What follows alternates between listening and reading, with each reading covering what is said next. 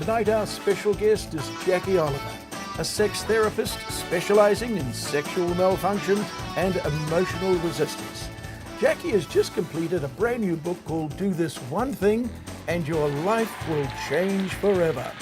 Jacqui Olliver, welcome to The Beat Goes On. Well, how are you, Jacqui? I'm really good. We were trying to work out when you were last on The Beat Goes On. And neither of us can remember. Jacqui, you are welcome to The Beat Goes On. You discuss a subject which is, you can have the biggest wars in the world, like Syria, Afghanistan, all those Vietnam, all those wars, but none of them compared to the battle of the sexes, or the battle in the bedroom. Or the battle of the bedroom. And you've devoted your life to solving the problems in the bedroom, haven't you, between male and female? But look, the exciting thing is that you're in here today, Jacqui, because a great new book is coming out now. I'm going to read out the title, and it'll go up on the screen. But what a great idea! Doing this one thing will change your life forever. And every one of our viewers and myself are saying, "What is that one thing? What is that one thing?" But are you allowed to tell it, or should we skirt around it? Because you want to sell books, don't you, Jacqui? Doing this one thing is knowing how to eliminate the emotional contamination, the emotional resistance which contaminates a relationship. A lot of times people become emotionally over-involved or over-involved in their emotions. So for example, when people, especially couples, they're talking on a subject that is important to either or both of them, then we get caught up in an emotional response, an unresolved emotional response. So it may be an ongoing problem, it may be an ongoing intimacy problem, or it may be related to work, it may be related to children, it can be any aspect of your life. And when it's an ongoing problem, there are many thoughts about it. There is often a lot of resistance to the thoughts and the resulting emotions that are tied in with that problem. And so then you go to communicate that problem with your partner. There's all this baggage. And then there's all of this other stuff that comes up, and you never get to talk about the one thing that you wanted to discuss. So nothing ever gets resolved. Nothing ever gets resolved. So in order to resolve the problems, you have to resolve the emotional response. And this is what I teach in my programs and in my book. So what's an emotional response that gets in the way the most? Oh, there's What's fear. an example? There's fear. Yeah. When there is a sexual dysfunction problem, I call them a malfunction problem. There is frustration, there is disappointment, there is anger, there may be anxiety. If a person has a sexual dysfunction problem, they're like, well, am I ever going to be able to sort this? Am I ever going to be able to feel fulfilled? Am I ever going to fulfill my partner? And then with all of those thoughts and the related thoughts, because they all tie in and they get bigger and bigger and Yes, bigger. Exactly. Hey, we're all the walking wounded, aren't we, on this one? So how do you see a happy relationship? How do you see not a malfunctioned relationship, but a relationship that's functioning? What are the good signs about a relationship that's working? A relationship that is working is where both partners are emotionally balanced. There is attraction alignment, so they are emotionally and sexually attracted to each other, which requires both partners to be functioning sexually, so sexual function.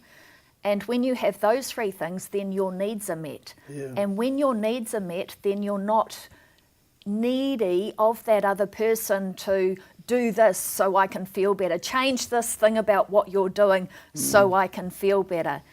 And what I see with a lot of clients is they'll come to me with a sexual dysfunction problem and they'll solve the sexual dysfunction problem. I used to just focus on solving the sexual dysfunction problem. But there's more. But there is so much more, because if you don't remove that emotional resistance that is taking place in every other aspect of your relationship, then you're not going to have the sex that you want. There's a great saying that says, "Love me for who I am, not hate me for who I'm not." What seems to be bothering most couples? They don't know how to communicate what's most important. So they have all of these requirements of another person. See, when you don't know how to deal with an emotional response so that it's neutralized, it's gone within seconds, then you require the other person to change or to make a concession to make you feel better. A woman will talk a lot because she thinks that she's going to feel better at the end of it. And as I explain in my book, it's not the actual talking that makes her feel better, it's the switching and the allowing in that moment that she stops fighting what's going on in her mind. That's when she instantly feels better. See, we will put across, I need you to fix this, or I need you to fix that, or I need you to change how you do this, or I need you to change how you do that. Which is the, wow, that's the Which biggie, is what we're all doing. Yeah. And you know why that happens? Because we want to feel better. So we're not being in charge of feeling better ourselves. Most people don't know that they have the ability to switch their attention from all of the problems and the inner turmoil and the constant mental chaos that's driving them crazy. They don't realise that they can switch to feeling better, to neutralising all of that emotion in a moment's notice. First step is to stop fighting the fact that you're resistant to that behaviour. When we're focused on that which is annoying about a person, we begin experiencing more of that. So suddenly we're not putting our attention on what we like about that person, all their other wonderful qualities, we're just thinking, but he does that. And then instead of, in that moment, allowing the emotional response to pass, which is fully explained in my book and in my programs, instead of allowing the discomfort of that moment, we either switch to the thoughts about them, and the thoughts grow and amplify, and then suddenly we've got this mountain which was about that high just a moment before.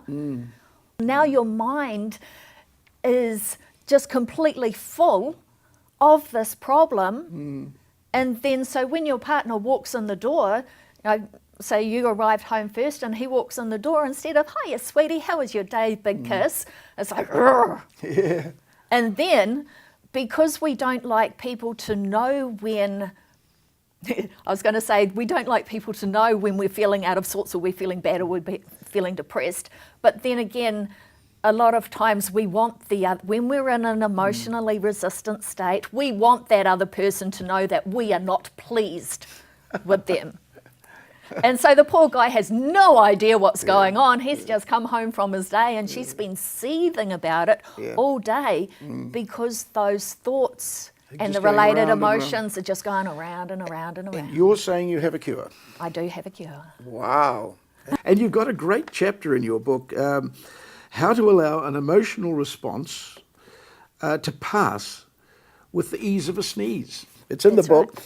When you allow an emotional response to pass, you're not thinking about it, you're not fighting the physical sensations of it, you're not thinking about the physical sensations of it and making it bigger, because the emotional response, it completes within a couple of seconds. It's like forming a new habit. It is forming a new habit. Doing this one thing will change your life forever. You do have it, it's in the book, doing this one thing that will change your life forever. Is there a lot of work involved with it, or is it it can be learned easily? That's the main thing. It's one thing that'll change your life. It's one thing, and it's applying it to all the different situations in your life. And it's only in your book. This is true. Only in my programs as well. Look, I would love you to tell us, but we want people to buy your book, don't we? So, we do. Yeah. Everybody wants to feel better than they do now. Yeah. I can transform someone from feeling frustrated and insecure and isolated to being a happy, radiant and confident person who doesn't feel like they're drowning in their emotions, doesn't feel like committing suicide because they don't know how to deal with themselves, never mind any of their problems.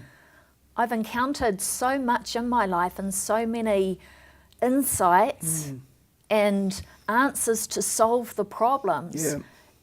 You're unable to be able to solve the bigger problems in life. You need to be able to feel emotionally balanced yourself, because that's what enables you to have clear conversations with other people and to communicate an issue you may have, instead of going around and around and around to all these issues that you've had in the past and then never communicating what you actually want.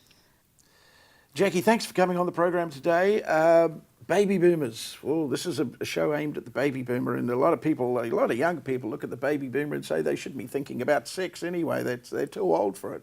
Is it still a vital part of an older person's life, the sexual activity? Sexual activity for a male retains his sex drive well into his 80s.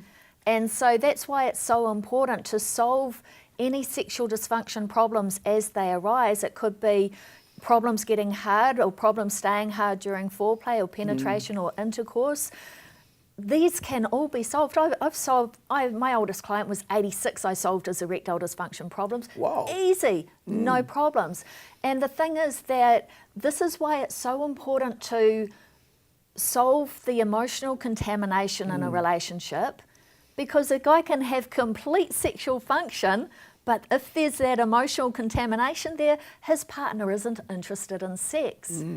And so what I do is I solve, in my Real Easy Love programs, I solve that emotional contamination so that there is more empathy between both partners, and his partner wants to have sex more often because she doesn't have any problems. Statistically, 30% of men have premature ejaculation, 40% of men over 40 erectile dysfunction, 80% of women have problems achieving orgasm, and 20% of those women can't orgasm at all. Well, so there's a battlefield already, isn't there? There's a battlefield, and yet there is no sexual malfunction problem that phases me in the least. In the least. And the book is called Doing This One Thing Will Change Your Life Forever. Thank you, Jacqui, for a great book that could be beneficial to all us baby boomers.